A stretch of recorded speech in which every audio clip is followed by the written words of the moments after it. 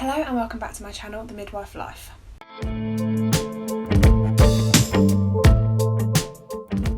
This week's video is going to be a nice sit down chat video, just talking to you about my experience as a student midwife during this global pandemic. Things like online learning, being on placement during this pandemic, just everything in between. Yeah, I'm hoping it's not going to be too long. I'm going to jump straight into it. There's a lot to go through. We're talking about a year's worth of stuff here. I do just want to say like a little disclaimer before I get started that these are my experiences. This is what I've been going through during this situation and how I've been feeling. So it might not necessarily be the same way that you're feeling, but that doesn't mean to say that your feelings or my feelings are any less valid. And the aim of this video is just reassurance, really, to let people know that the way they're feeling is okay to feel like that and that they're not alone. For me as well, to look back on, to think like in years to come when I'm struggling through, I don't know, maybe I've got a job and I'm just struggling a little bit at the minute, to look back and think, do you know what, if I can get through a global pandemic, I can get through anything. So with that being said, let's just get straight to it. We're going to take it all the way back to March 2020 when I was on placement on the midwife-led unit. Like I said, I was on placement on the midwife-led unit, and that in itself I found really nerve-wracking, and I was quite apprehensive about because I'd never seen a birth before. I didn't really know what to expect. So yeah, that in itself I was a little bit nervous about. And then with coronavirus on top of that, cases were rising, deaths were rising by the day.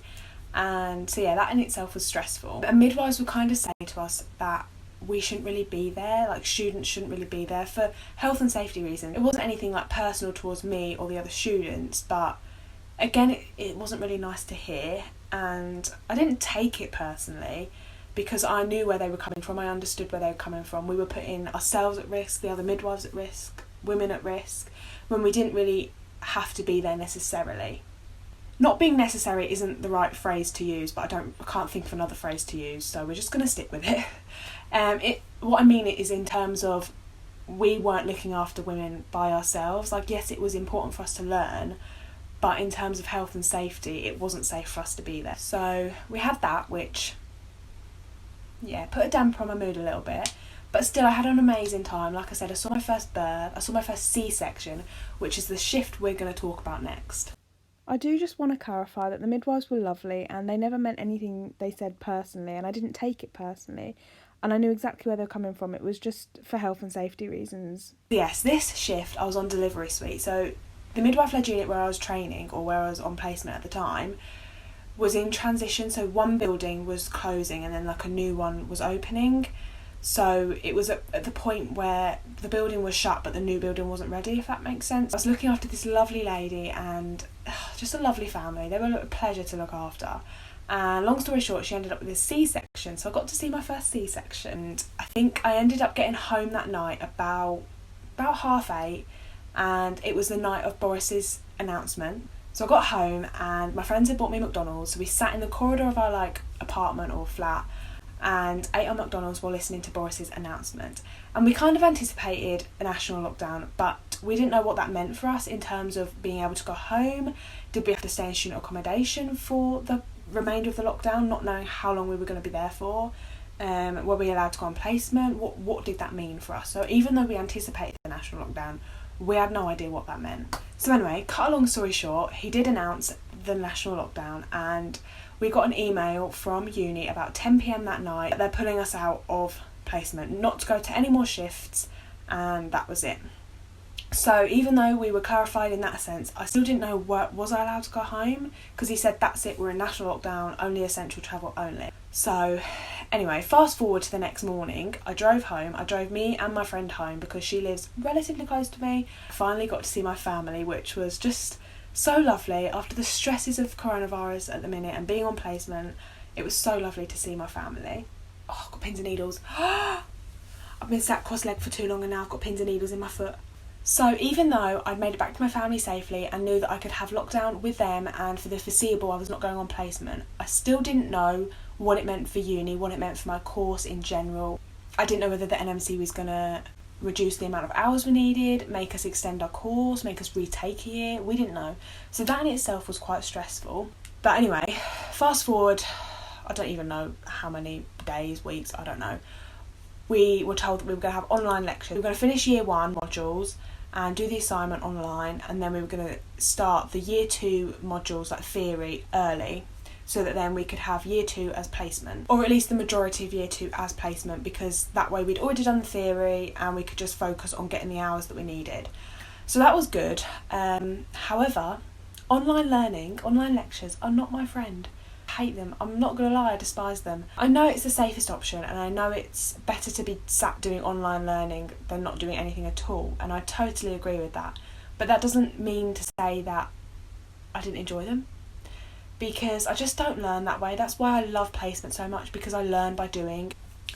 So yeah, didn't enjoy online lectures too much. It's just, again, my personal opinion. I don't learn that way. I didn't like it. So yes, we had a good few weeks of online lectures. We had my poster presentation, which was online as well, which I was a lot less nervous for, but in terms of discussions that we had to have with the examiners and things, it was a lot harder because you're not sat, you can't physically see them. Got through it, got through year 1, passed year 1, and started year 2, which was scary. It was scary to say that I was a second year, and I still don't feel like a second year. We're in 2021, I qualify in 2022, I qualify next year. Like, how mad is that? So what else is there to say about online lectures? Not a lot, really. Like I said, I didn't really enjoy it because I much prefer being in the lecture theatre, where you can have a conversation with like the other students and go away, do group work, go away and research and things, and that's how I learn a lot better like that. Whereas when you're sat watching the computer, the information doesn't go in. So I'm so thankful that most of them were recorded, so I could go back and re-watch and kind of learn it at my own pace. There's not really a lot else to say about online lectures, apart from the fact that I didn't enjoy it, but at the same time it was good to be doing something and not just sat around waiting for them to tell us that we could go back on to placement. And it was a good use of our time, like it was much better use of our time. But yeah, what else can I say about lockdown? Started YouTube, obviously, did a few TikToks, became addicted to watching TikToks. And the weather was amazing. I think we had the best weather for summer, like, for a while, and that just made it 10 times easier to cope, because at one point we were only allowed to go out of our house for one piece of exercise a day, and if it was raining and cold it would have just been so much worse. So the fact that we had some sunny weather and hot weather was just... Let's fast forward a little bit, shall we? So June, I remember June because it was my birthday month, and I remember the restrictions eased a little bit in terms of, for my birthday, I know we had quite a bit of family round in the back garden. We had a barbecue because that was allowed. We were allowed to have people in the garden as long as we were like socially distanced and things. So that was quite nice. And then July we moved house. We moved to Wales, which was a bit confusing because at this point the different governments, are they different governments? What are they called? I know we have a main government, and then like Scotland, Wales, Ireland have like their own, like Nicola Sturgeon, what's she? I don't know what she is. Is she just an MP? I don't know. Anyway, they were all starting to do their separate things, so the rules in Wales was different to the rules in England, which got a little bit confusing. Anyway, we moved house, which was good. Only my family would move house during a freaking global pandemic, but it was really good. We moved into our new house, which was lovely. Wi-Fi, obviously moving house, it takes quite a while to set things up, so online learning when you don't have Wi-Fi and lack of signal. There was one lecture I remember that I had to do at the bottom of my drive in my car because that was the only spot I could get decent 4G. So we had online lectures for another couple of months, and then got told that in September we could go back to finish our first year placement and officially move on to second year. So I was placed in community, which I think I've got a video somewhere about that, like going back and things, so I'll have it linked down below if I do. And that was good. It was a really, really good placement to start me back after having 7 months off. 7. Because I was very familiar with it, I knew all the midwives there, they knew me, they knew what I was capable of and knew how much I kind of already knew, etc. Even though it felt like I was starting again because 7 months off. But it was really nice placement to get me started and get me back into the swing of things. And quickly, after like 2-3 shifts, I knew exactly what I was doing, I knew the procedures again, and yeah, my memory was jogged and I just carried on with it. And it was really, really good placement, and like I said, really, really good to be back and doing something other than sitting in front of a laptop for hours each day. So yeah, I had a really, really good time. In hindsight, I shouldn't have commuted. I basically stayed in Wales with my family. It was about an hour 20, hour 15. to where I was on placement, which in hindsight was a rather long way to go there and then to drive all the way back. Hindsight's a brilliant thing, isn't it? But yeah, anyway, after that 4-week placement, everything went back onto online lectures. That's why I kind of didn't move back into uni accommodation or back to uni, because it was 4 weeks and I knew everything was going to go back onto online, and after online I didn't know what was going to happen, and I didn't know whether coronavirus was going to increase again and things were going to get worse again and we were going to get pulled out. I had no idea. So we had a few weeks of online lectures, and then finally, November 15th, I moved back to university accommodation, and I was so excited. You tell I was excited. I just needed independence a bit more, so yeah, I was very excited to have my independence back and have my own like space, own kitchen. And I had another placement, my first second year placement, which again I was a bit nervous, a bit apprehensive, especially with coronavirus still very much present and very much there. We were still kind of in and out of tiers. We had a lockdown somewhere in the middle, I don't really know where, because we're on our third one at the minute. So we definitely had another one somewhere mixed in. But everything kind of blurred into one. This whole year's just been one big blur. Hence the very sporadic dates. Like I said, everything just was a blur. And I don't really remember what happened when and the dates and the time frames, because yeah, I just took it one day at a time. So I apologise for that. But nevertheless, moved back to uni for my second year placement, and I was very excited, really excited to get back into the swing of things after having online lectures and to be seeing other people other than my family. It was very nice. And I got to see some of my friends again because they were working and they were on placement as well. So that was nice, and I really enjoyed this placement. I was on postnatal ward. I'm going to have a video up next week all about what I learned on postnatal ward and how I found it. And I'm not going to lie, it's been my favourite so far. I really enjoyed postnatal, but I'll explain that all in next week's video. And yeah, so make sure you're subscribed for that. In terms of coronavirus, it wasn't too bad. I wasn't as stressed about it at this point because I don't know why really, because I knew it was very much there, but I just kind of focused on looking after the women and learning everything I possibly could while I had the chance, because I didn't know if I was going to get pulled out again. It was very, I'm just going to take it one day at a time and just learn everything because it could all change tomorrow. If coronavirus has taught me anything, it's to take one thing at a time, one day at a time, because it could all completely change tomorrow. Midwives and the staff there were taking lateral flow tests, which are the like fast ones, and as students we weren't taking them because there just wasn't enough tests for us. So I was still a bit nervous about not knowing if I had it, because it's not uncommon for you to have it and not know. So that was a little bit nerve-wracking because I still felt like I was putting people at risk.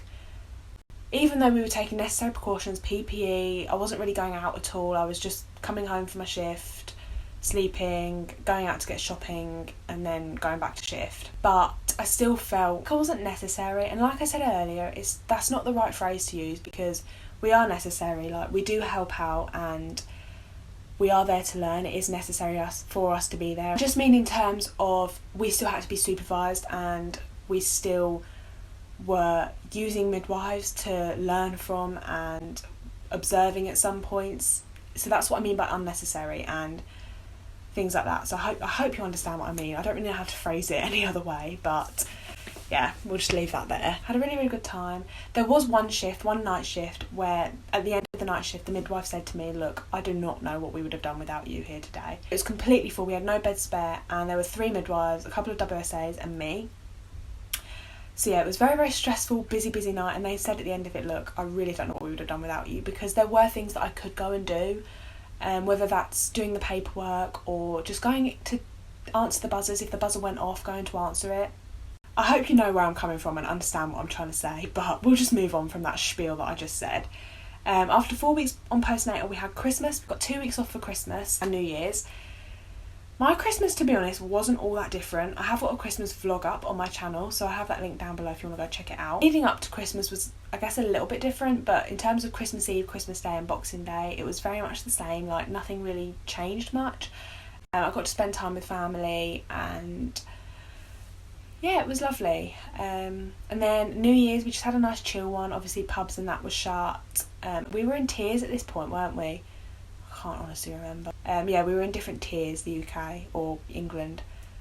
think we were tier 4. So yeah, I had a really nice chill New Year's, watched the fireworks with my mum and my brother, and yeah, it was lovely. It was just really nice, like watch the fireworks, the light display, the light display. Sir Tom, it just got to me. It was a bit emotional.